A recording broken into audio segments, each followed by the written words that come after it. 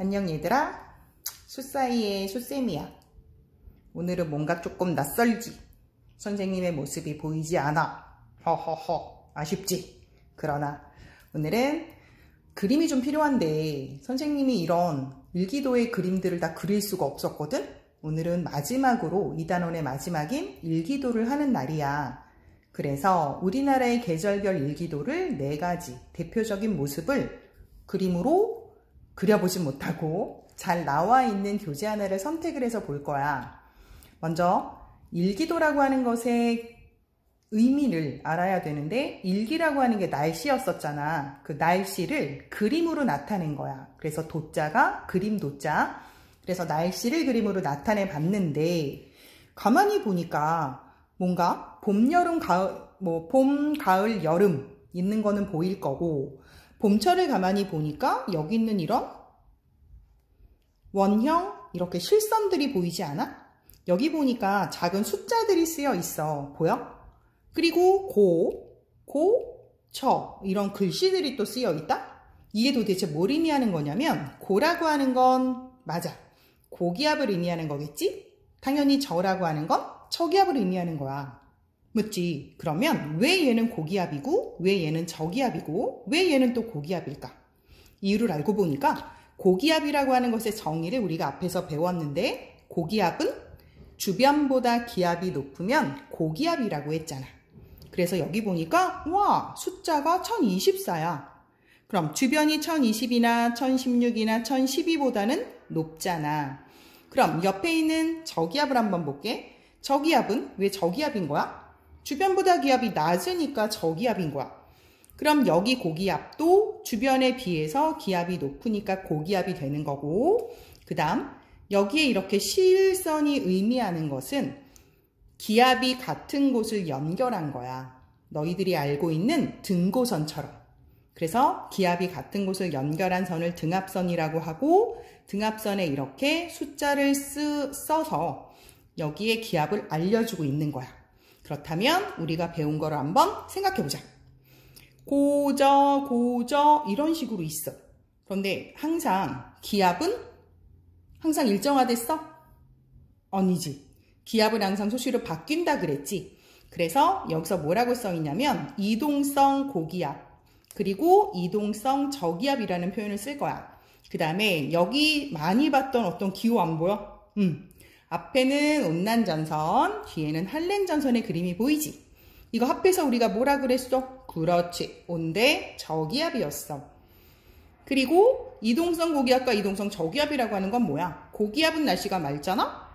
저기압은 날씨가 흐리잖아. 그런데 얘네들이 이동을 할 거야. 그럼 당연히 고기압이었다가 저기압이었다가 고기압이었다 하겠지. 그러다 보면 날씨 변화가 심하다 라고 보는 거지. 가을철 역시 마찬가지. 하지만 봄과 가을에 뚜렷하게 나타나는 날씨의 특징이 뭐였었냐면, 봄철의 경우에는 따뜻하고 건조한 날씨. 너희들도 알겠지만 당연히 따뜻하고 건조한 날씨가 있어. 가을도 마찬가지긴 하지만 더 대표적인 봄철 날씨를 보자는 거야. 그리고 황사 알지? 중국으로부터 바람이 계속 불어오고 있어. 그러면 우리나라 황사. 그치? 그래서 모락바람이 불어올 거고, 요새는 미세먼지도 불어오더라. 나빠. 그 다음 꽃샘추위, 꽃을 샘하는 추위라는 의미지. 그럼 이런 날씨를 보면 어느 계절을 떠올린다? 당연히 봄을 떠올리면 될 거야. 어렵지 않지? 두 번째, 가을철을 볼 건데, 가을철도 북태평양 기단의 세력이 약화됐대. 북태평양 기단은 언제 거였지? 그렇지, 여름철 거였지. 여름철 조금 이따 다시 보도록 할게. 그래서 북태평양 기단의 세력이 약화가 됐고, 맑은 하늘이 나타나고, 낮과 밤의 기온 차이가 커지면서 서리를 내리게 되는 거고, 서리라고 하는 건 어떤 의미일까? 공기 중에 있던 수증기가 갑자기 온도가 떨어지다 보니까 휙 하고 얼음으로 얼어버린 거. 그래서 물체에 붙어 있는 이런 어떤 미세한 얼음 조각이라고 그래야 될까? 이런 애들이 붙어 있는 거 우리가 서리라고 얘기를 해. 그래서 서리는 수증기가 승화해서 물체 표면에 얼어붙은 걸 의미한다라고 생각하면 되고, 서리는 당연히 추운 날씨, 다가오는 가을철이 되겠다라는 거지. 별로 안 어렵지? 이제 여름철을 볼게. 여름철을 가만히 보니까 여기 뭔가 우리가 배웠던 기호가 하나 나왔어. 그치? 이 기호는 뭘 의미하는 거였을까? 맞아. 전선이야. 근데 어떤 전선이었을까? 온난전선과 한랭전선이 서로 마주보고 있어. 그치? 마주보고 있다는 건 어떤 의미야? 세력이 비슷해서 그 자리에 머물러 있는 전선이 정체전선이었지. 그래서 많은 비를 내리게 된다, 우리나라에. 그럼 우리나라에 장마를 의미하는 거네. 그래서 초여름에 장마. 그래서 장마전선이 있을 수 있어. 이 장마전선은 정체전선의 일종이라 그랬지. 그 다음 어디가 고기압인가 살펴보자. 여기가 고기압이네. 근데 여기가 저기압이네. 그래? 그러면 이렇게 나눠서 남쪽이 고기압, 즉 정확하게 얘기하면 남동쪽이 고기압인 거고 이쪽은 북서쪽이 저기압인 거지. 그럼 바람은 어디서 어디로 불어? 맞아. 고기압에서 저기압으로 바람이 불잖아. 그래서 고기압에서 저기압으로 바람이 휙 하고 불어 올라갈 거야.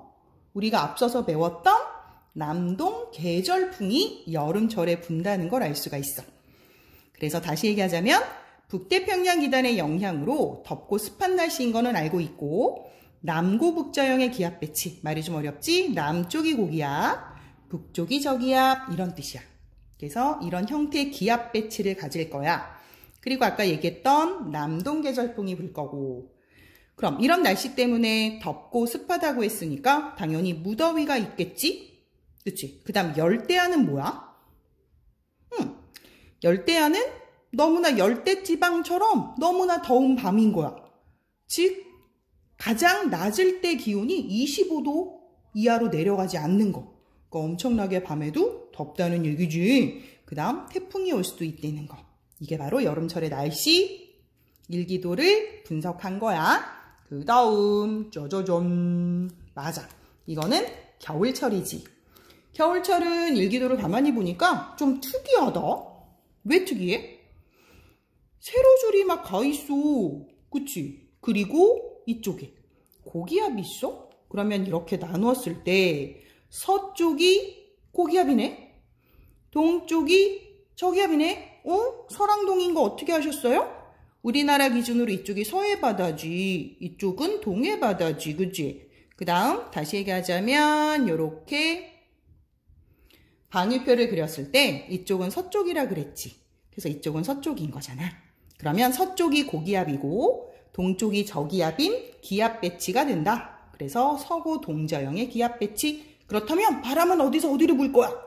그렇지. 북서쪽에 있는 고기압 쪽에서 저기압 쪽으로 바람이 흥흥 하고 불겠지. 근데 여름철과 조금 특징적인 게 뭐냐면 겨울철은 여기 있는 등압선의 간격이 촘촘하지. 촘촘하다라는 건 조금만 가도 기압의 변화가 생겼다는 거고 그렇게 됐다는 건 바람의 세기가 매우 세다는 의미가 되는 거다. 그래서 시베리아 기단의 영향으로 당연히 춥고 건조한 날씨라고 하는 건 우리 앞에서 기단에서 배웠었고 서고 동저형의 기압 배치도 이제 알겠지. 그 다음 북서계절풍이 부는 건 당연해. 방향을 한번 보자. 이렇게 바람이 불어온다는 거니까 당연히 북서계절풍이었지. 앞서서 역시 계절풍에서 배웠던 거. 그 다음 한파. 매우 추워. 폭설. 우와, 눈이 폭탄처럼 내려. 이렇게. 그래서 우리나라의 계절별 일기도를 살펴봤어. 일기도는 각각의 특징들을 보고 어느 계절에 해당하는 것인지 너가 구별만 할 수 있으면 돼. 별로 안 어렵지. 오케이.